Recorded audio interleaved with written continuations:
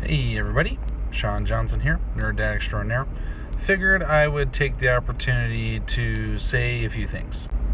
First off, check out the view from my parking space.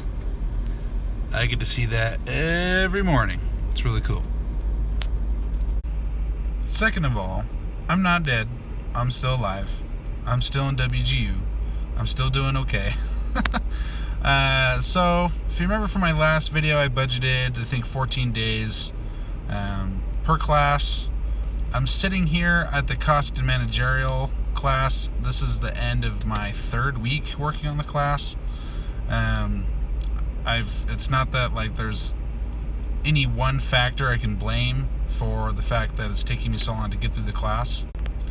I'd say the best factor, or like the factor that's had the most influence as to why it's taking me so long, is my wife's work schedule is just really crazy right now. There's a lot of stuff going on at her job where she's got to go in super early, so I got to take the kids to daycare, get them up, take them to daycare, and then she gets home super late, so I end up putting the kids to bed and not having time to go and do school. The second factor is that if you know anything about cost and managerial accounting, it's basically algebra, like basic algebra. I was never ever good at algebra all through middle school and high school. Surprising that someone who likes to do accounting isn't amazing at math, algebra. But I mean, I've gotten better throughout the years. I've kind of figured some like study techniques of like how to get better at algebra. It's still a topic that I struggle with, and cost and managerial accounting relies heavily on like solve for X type of equations. Especially in the academic setting, they like to essentially say like, here's an incomplete set of data, work backwards to find the other data you need, and then calculate this cost equation. Which is kind of frustrating to me because in the real world, you're not going to be working with incomplete data unless you're doing consulting. And even then, you could find the data somewhere. If you're a controller or CFO for a company, you're going to have access to your books constantly, and you're going to have a complete set of information in which to draw information out of. Especially when it comes to like differential analysis and like figuring out like if you have favorable or unfavorable variances in your budget. You're going to have that information available to you at all times. You're not going to have to walk back into certain information. So it's just kind of frustrating that, especially WGU, their cost accounting class, I just got done with the differential analysis portion. They give you an incomplete set of information. They make you walk back into a complete set of information, and then you can do the differential analysis, whatever they're looking for. Whether it's like if there's an labor efficiency variance, or a materials efficiency variance, stuff like that. I guess I could give some tips as I'm a little more than halfway through the course. I have 2 units left. I'd say my first tip so far is don't just sit where like your brain's doing that thing like, I can't figure this out.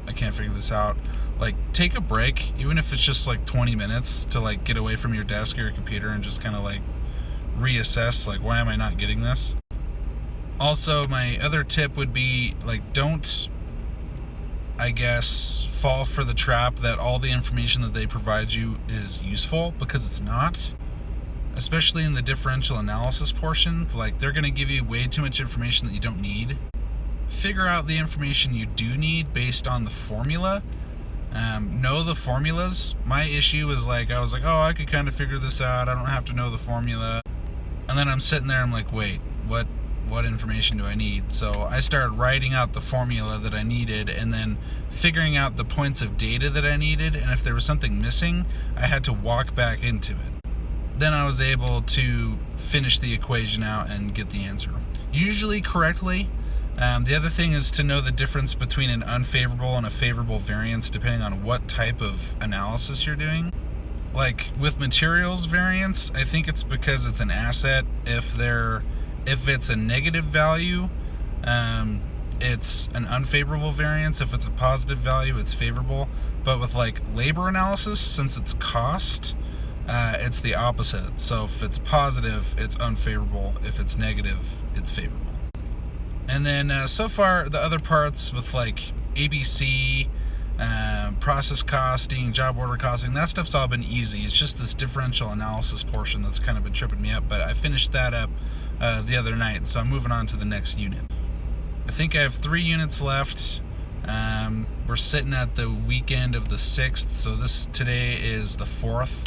I'm planning on taking the OA on the 13th, at least that's where I have it scheduled on my little spreadsheet. I've had to move out my OA date twice, so like I said, I'm at the end of the 3rd week.